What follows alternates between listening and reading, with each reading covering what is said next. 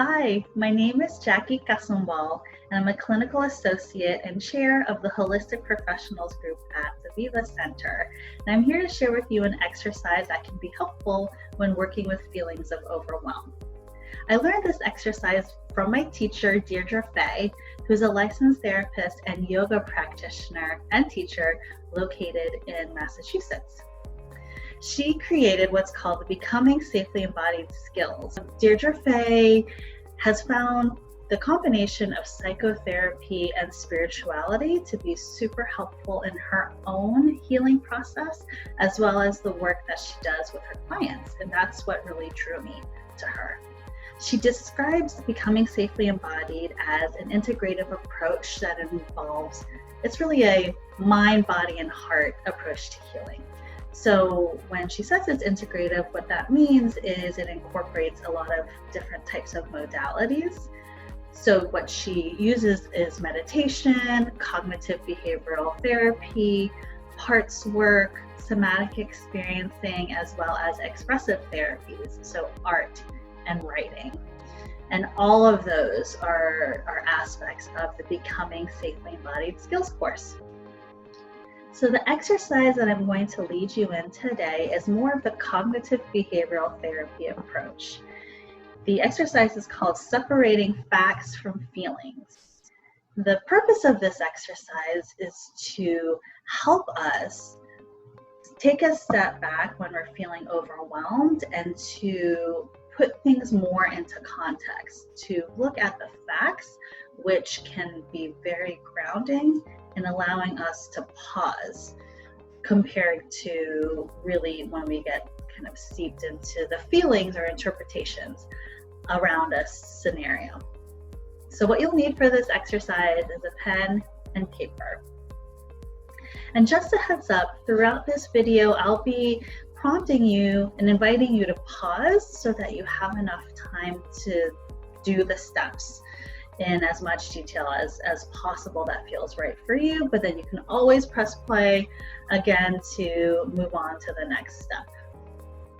So the first step is to think of a story. Think of a situation that happened recently to you that on a scale from 0 to 10, 0 being the most calm you've ever felt, 10 being the most overwhelmed, in terms of feeling charged around this issue, try to choose something that's more along the lines of a 5 or a 6. So think about that story and write it down. Write down as much detail as possible. Write down who was there, what was said, just really write a lot of detail. And so you can pause, take your time doing that, and press play when you're ready to move on. The next step is to go back to the beginning of the story. And as you're reading through the story, circle the facts and underline the feelings and interpretations. You're circling the facts and you're underlining the feelings and interpretations. And don't worry about doing it perfectly, getting it right or wrong. Try not to think too much about it. See if you can just listen to your intuition, and as you're reading the story, see if you can just say, okay, yeah, that looks like a fact to me, or this seems like a feeling or interpretation. And so while you're doing that, also just notice what comes up for you, thoughts, feelings, body sensations. If not, that's totally fine too. But you can pause while you do that and then press play when you're ready to move on. Okay, so going back, the next step is to go back to the beginning of the story and see if you can just focus only on the facts. So just focus on what you circled. And as you're doing that, notice if there's any thoughts, any feelings, any body sensations that arise as you connect with and read just the facts, just what you circled. And you can go ahead and pause and press play when you're ready to move on. So the last step is to go back and add in the feelings and interpretations. So you're essentially reading the story again, but focusing on the facts and adding in the feelings and interpretations.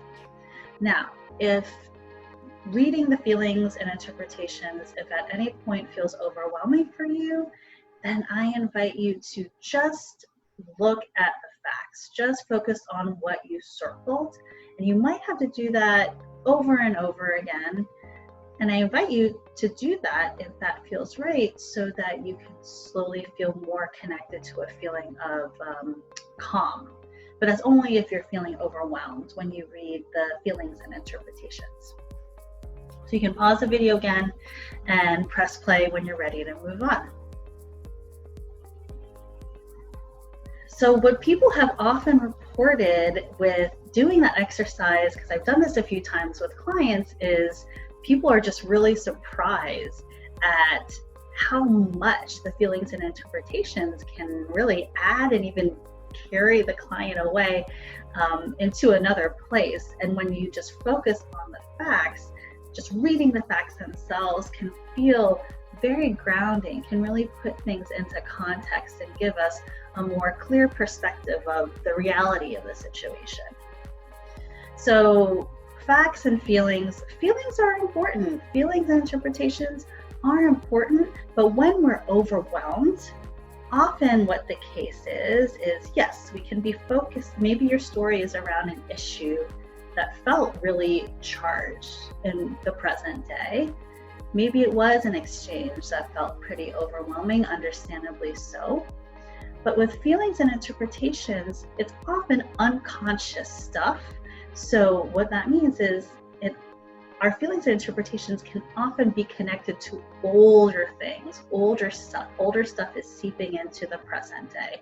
Older relationships, stories from the past, that is also adding into what we're feeling, what we're interpreting in this present moment. And that's how we can often feel carried away and overwhelmed. But when we focus just on the facts, that can be very stabilizing for us. That can help us feel more, we can have more concrete perspective of the reality of the current situation. So some examples of facts are colors, shapes, people, words that were said. Those are examples of facts. So I hope that this exercise was helpful for you. Thank you so much for watching, and I hope that you take very good care and be well.